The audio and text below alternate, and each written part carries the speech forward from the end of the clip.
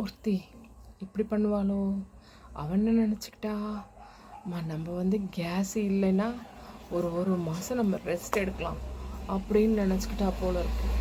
அவன் என்ன பண்ணுறா, புலம்புறா.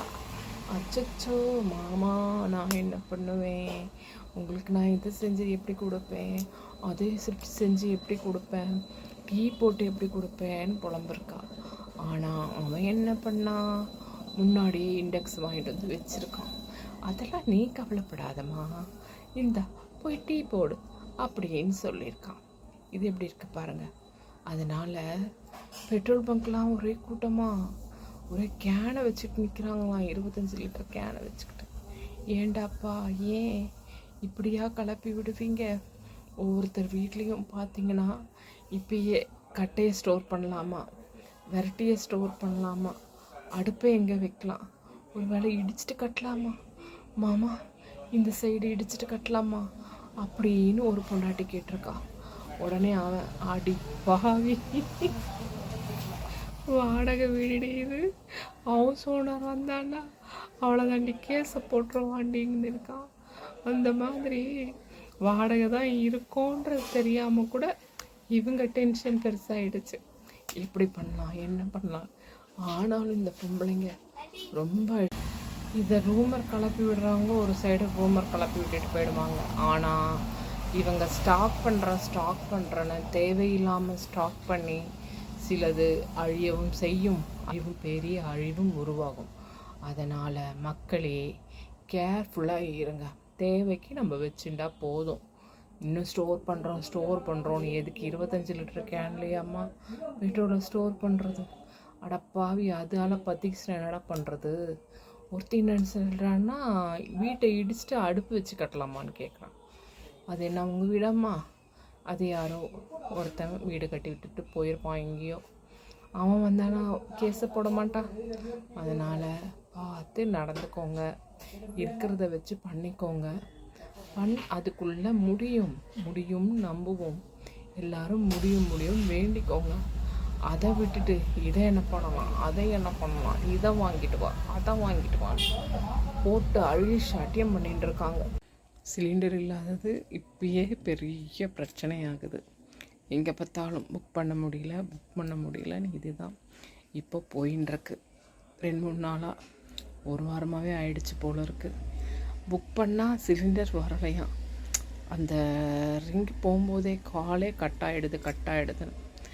எதை விட்டு ஆச்சு. சிலிண்டர் இருந்தால் ஒன்று கூட என்கிட்ட எங்கே இருக்குது. நான் இருந்ததை எடுத்து 2 நாளைக்கு முன்னாடி தான் போட்டேன். அவங்க நேற்று கேட்குறாங்க. ஸோ பழையபடி ஆகிடுமோ, இப்படிலாம் வேற கலரி விடுறாங்க. ஐயோ, அடுப்பு வேணும்னா அடுப்பு வாங்கணும். அடுப்பு வைக்கிற மாதிரி எங்கே இருக்கீங்க? அந்த மாதிரியா இப்போ வீடு கட்டி வச்சுருக்காங்க. அதெல்லாம் வேற பிரச்சனை. கட்டையை எங்கே வாங்குறது? கட்டையை வாங்கினாலும் அடுப்பு எரிக்க போட அதன் மாதிரி ஒரு கொஞ்சம் வெளியில் இடமாவது இருக்கணும்ல. அதை மாதிரி எங்கே இப்போ இருக்குது. இந்த புகையெல்லாம் எங்கே இது போகிறது? இது பெரிய கவலை. கட்டை வாங்கிறது எப்படி கவலை. கட்டை வாங்கி எரித்தாலும் அந்த இதுவே எப்படி போகும்?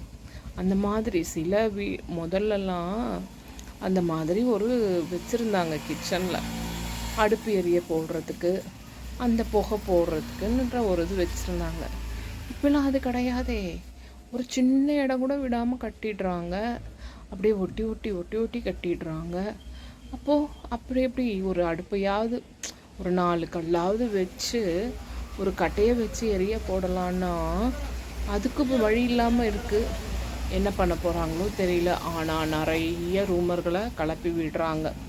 சிலிண்டர் இல்லை, இது இல்லை, கேஸ் ஸ்டவ்வு இந்த மாதிரி ஆச்சுன்னு பார்த்தா கேஸு, கரண்ட் அடுப்பு, இண்டக்ஸ் எல்லாம் பார்த்திங்கன்னா எக்கச்சக்க விலையாயிடுச்சு. இப்போது எல்லோரும் பார்த்திங்கன்னா இண்டக்ஷன் வாங்கி அது பெரிய விலையாயிடுச்சு. இப்படி தான் ஒருத்தன் கரண்ட் அடுப்பை வாங்கிட்டு பையில் வச்சுருக்கான். அவள் பெருசாக ஒரு ராமாயணம் வைக்கிறாள். எங்கே கேஸு கிடைக்காதாமே, கேஸு புக் பண்ணால் கேஸு கிடைக்க மாட்டேங்குதாமே, அச்சோ 1 மணிக்கு ஒரு தரம் டீ கேட்பீங்களே ராசா, உங்களுக்கு நான் எங்கே போய் டீ போட்டு கொடுப்பேன்? இப்படி ஆயிடுச்சே. ஒரு மாதம் நான் ரெஸ்ட் எடுத்தால் கூட உங்களுக்கு நான் எப்படிங்க சமைச்சு போடுவேன்? அவள் ஒன்று உள்குத்து வச்சுட்டுருக்கா. இப்படியாவது நம்ம ரெஸ்ட் எடுக்க மாட்டோமா அப்படின்றது அவள் கவலை. ஆனால் இவன் உஷாரா இண்டெக்ஸ் வாங்கிட்டு வந்துட்டான்.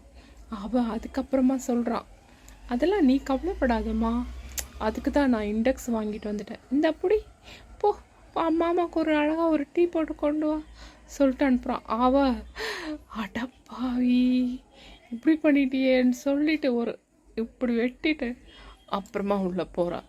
அந்த மாதிரி கிடைக்குதோ கிடைக்கலையோ, நம்மளோட அரசு இது பார்த்திங்கன்னா ஸ்டாக்ஸு இருக்குது.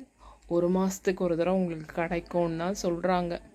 பெட்ரோலும் வந்து பார்த்திங்கன்னா இருக்குது, ஆனால் தேவைக்கு வாங்குங்க. ஆனால் இந்த மனுஷங்க எக்ஸ்ட்ராவாக போயிட்டு பெட்ரோல் பங்க்கில் பிடிக்கிறாங்களாம். வாட்டர் கேன் கூட எடுத்துகிட்டு போகிறாங்களாம்.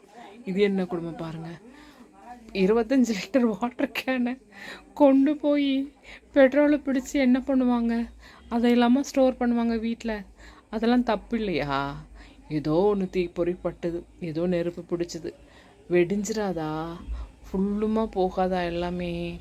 அதனால் மக்களே, இருக்கிறத ஒழுங்காக பண்ணுங்க, வந்த பிறகு பார்த்துக்கலான்ட்டு இருங்க. இப்பயே முன்னெச்சரிக்கையாக பண்ணுறோன்னு ரொம்ப ஆழம் பண்ணுறாங்க. இது நம்மளுக்கு தேவையில்லாத வேலை தான். அதனால் நம்ம பார்ப்போம். எதுக்கு தேவையில்லாமல் கிளப்பணும்? தேவையில்லாமல் எதுக்கு கிளப்பணும்?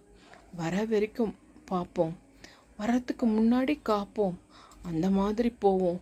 அதுக்காக இப்படியா 25 லிட்டர் கேனை திருப்பி பெட்ரோலை பிடிக்கிறது? இந்த கேஸ் இல்லைன்னு இப்பயே இருக்கிறப்பவே அழன்னு அலையிறது. அதனால் பார்ப்போம். ஆனால் இருந்ததை வச்சுக்கிட்டே சும்மா ரூமரை கிளப்பக்கூடாது இல்லைங்களா? வந்த பிறகு பார்த்துப்போம். வரத்துக்கு முன்னாடி எப்படியும் தெரியும் நம்மளுக்கு. அதுக்கப்புறம் பார்த்துப்போம். சும்மா இல்லாத பொல்லாதையும் சொல்லக்கூடாது. ஒருத்தர் ஒன்று சொன்னாங்கன்னு இல்லாத பொல்லாதையும் சொல்லக்கூடாது. உஷார். பிள்ளைங்கன்னு வளர்க்குறோம். அந்த பிள்ளைங்களுக்குன்னு ஒரு ஃபேமிலி ஆன பிறகு இப்போ பெற்றவங்க தனியாக தானே விட்டுடுறாங்க. நிறைய பேருக்கு அப்படித்தானே நடக்குது. அதனால் அதுக்கப்புறம் நம்ம தானே போய் ஆகணும். எல்லாத்தையும் அவங்கள சார்ந்தே இருக்க முடியாது. ஸோ சிலதை நம்மளுக்காகவும் செஞ்சுக்கணும். நம்மளுக்காக சொல்லிடணும், உனக்கு முடிஞ்சிருச்சு, எங்கள் கடமை முடிஞ்சிருச்சு, உனக்கு பண்ணியாச்சு, இனி எங்களோடது, நாங்கள் பார்த்துக்குறோம். ஆனால் நீங்கள் அதுக்கான உங்களை வெட்டியும் விட்டுற முடியாது. உங்களுக்கு இவ்வளோ நாள் நாங்கள் செஞ்சோம்ல, இனி செய்ய வேண்டியது உங்கள் கடமை, அதையும் சொல்லணும். நம்ம விட்டுட்டோம்னா அவங்களுக்கு அதே பழக்கமாயிடும். அதனால் நீ எங்களுக்கு சிலது செய்ய வேண்டியது கடமை இருக்குது, அதெல்லாம் நீ செய்யணும். மற்றபடி எங்களுக்கு உண்டான இதை நாங்கள் பார்த்துக்குறோம். நாங்கள் எங்கே போகணும், எங்கே வரோம், என்ன பண்ணுறோன்றதெல்லாம் நீங்கள் கேட்கக்கூடாது. உங்கள் வாழ்க்கையை நீங்கள் பாருங்கள். எங்களுக்காகவும் சிலது இருக்குது.